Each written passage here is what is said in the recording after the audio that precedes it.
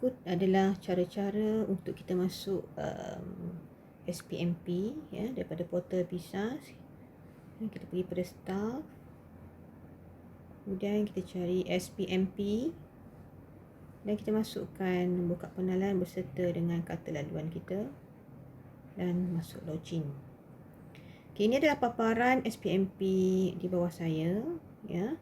So dalam ni ada banyak tab yang berkaitan dengan apa-apa yang ada di Politeknik Sultan Azlan Shah.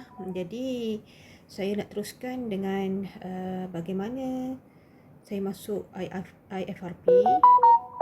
Jadi saya akan pergi kepada persediaan IFRP dan kita setkan tahun sesi semasa yang terkini adalah Jun 2020 ya. Kemudian kita tekan balik menu IFRP dan kita pergi kepada daftar lesson plan rancangan mengajar. Okey. Seperti yang tuan-puan lihat sekarang ini, pengesahan RMS saya telah disahkan oleh ketua program saya. Okey. Pengesahan semakan kali pertama pun telah dibuat. Cuma semakan kali kedua belum masuk tempoh lagi untuk disahkan. Dan di dalam paparan ini ada beberapa senarai seperti senarai semak yang ada. Okay, sehinggalah ini adalah subjek yang saya mengajar, iaitu DBM 10013 Engineering Mathematics. Dan apabila saya tekan di Engineering Mathematics 1, okay, akan keluar paparan ini. Dan di sini saya akan tunjuk bagaimana saya masukkan tarikh pelaksanaan PMP. Jadi saya akan tekan di bahagian ini, daftar tarikh pelaksanaan PMP. Kemudian di sini kita pergi kepada daftar tarikh pelaksanaan PMP dan setkan sesi pilihan, iaitu Jun 2020 ya. Okey, so cari Jun 2020 ya. Kemudian kelas yang saya handle untuk semester ini adalah kelas daripada Jabatan Kejuruteraan Elektrik, iaitu dua pecahan kelas, iaitu DET 1C dan DET 1D. Dan kita tekan bahagian daftar dan di sinilah kita akan setkan minggu pilihan. Jadi di sini saya telah kemaskini tarikh pelaksanaan PMP saya sehingga minggu ke-14 ya.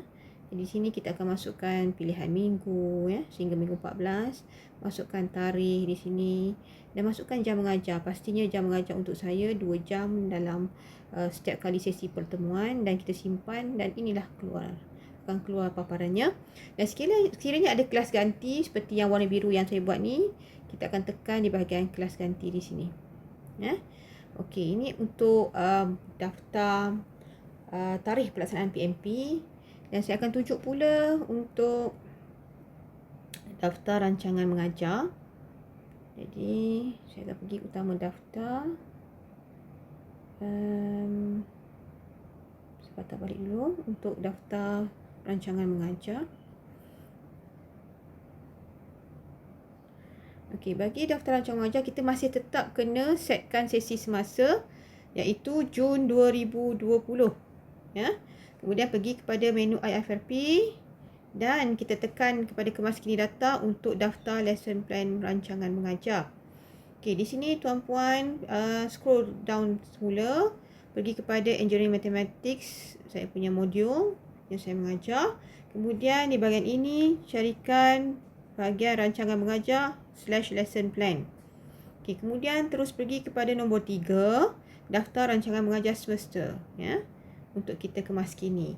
Okay, berikut adalah paparan bagi rancangan mengajar atau lesson plan untuk subjek yang saya mengajar. Jadi di sini saya akan update di bahagian apakah yang pelaksanaan telah saya buat ya. Jadi saya dah update sehingga minggu ke-14 ya. Saya dah update hingga minggu ke-14. Okey. Jadi untuk setelah kita update kemaskini semua maklumat di bahagian rancangan mengajar, tekan butang kemaskini ya. Jadi sistem akan terus mengemaskini. Telah disimpan, tekan OK ya. Kemudian kita terus balik patah semula kepada utama PB dan saya akan tunjuk pula bagaimana saya mengisi markah penilaian berterusan ya. So saya pergi pada paparan utama dan kita klik pada tab peperiksaan iExam ya. Pada peperiksaan iExam ni akan keluar seperti ini. Kita masih kena setkan sesi semasa ya. Kita takut dia akan pergi pada sesi yang lain. Setkan pada sesi Jun 2020 dan kemudian tekan menu exam. Okey, di sini saya akan terus pergi kepada daftar markah CLO/PLO mengikut MQA. Kemudian ini saya dah daftar lah.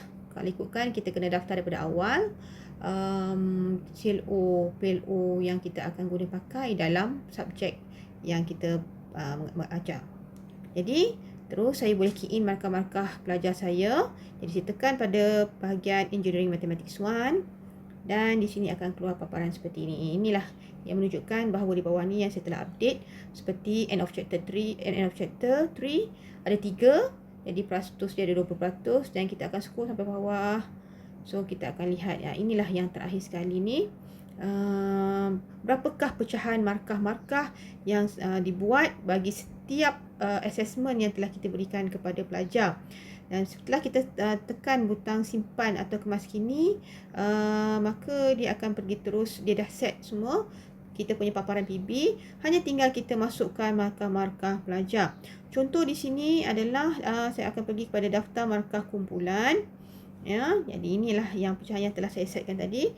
Di bawah end of chapter, saya ada setkan 3 end of chapter 1, end of chapter 2 until end of chapter 3. Kemudian di bawah group presentation, saya ada group presentation 1 dan juga group presentation 2. Di bawah quiz ada quiz 1 dan quiz 2. Dan di bawah test ada test 1 dan test 2. Okey. Saya tunjuk contoh di mana quiz markah yang telah saya key in pada quiz Quiz 1 ya. Quiz 1 saya telah key in markah bagi semua para pelajar saya. Ya. Setelah saya key in markah tersebut, saya akan tekan butang simpan atau kemas kini. Dan data telah kemas kini, harap maklum. Okey.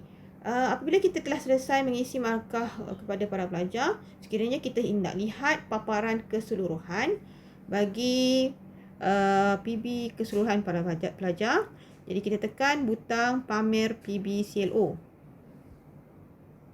Okey. Jadi paparan PB keseluruhan akan keluar, tetapi saya hanya baru key in setakat ini untuk PB 50% lah, ya.